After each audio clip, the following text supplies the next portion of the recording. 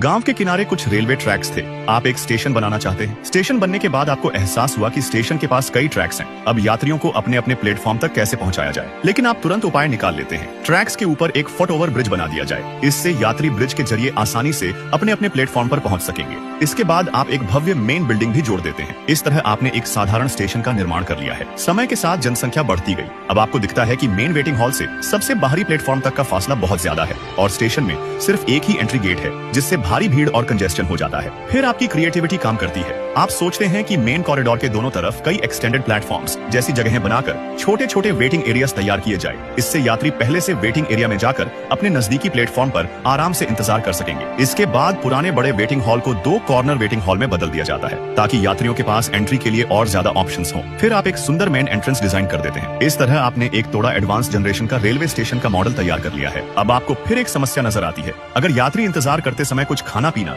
या शॉपिंग करना चाहें, तो उन्हें बहुत दूर चलना पड़ता है और इससे भीड़ और बढ़ जाती है। फिर आप एक और शानदार आइडिया निकालते हैं। अगर सारी सुविधाएं एक ही विशाल स्पेस में इकट्ठा कर दी जाए, तो यात्रियों के लिए सब कुछ कितनी आसानी से उपलब्ध हो जाएगा। इसलिए आप एक huge central platform area design करते हैं, जिसके चारों ओर एक सर्कुलर कमर्शियल स्ट्रीट बनाई जाती है और बीच में एक बहुत बड़ा वेटिंग हॉल होता है। यात्री अपने जरूरत वाले एंट्री गेट से सीधे प्लेटफॉर्म की ओर बढ़ सकते हैं। अंत में आप इसके ऊपर एक मॉडर्न और ब्यूटीफुल रूफ जोड़ देते हैं। इस तरह एक multi function modern railway station तैयार हो जाता है। इस तरह आपने एक मल्टी एडवांस रेलवे स्टेशन का निर्माण कर लिया है।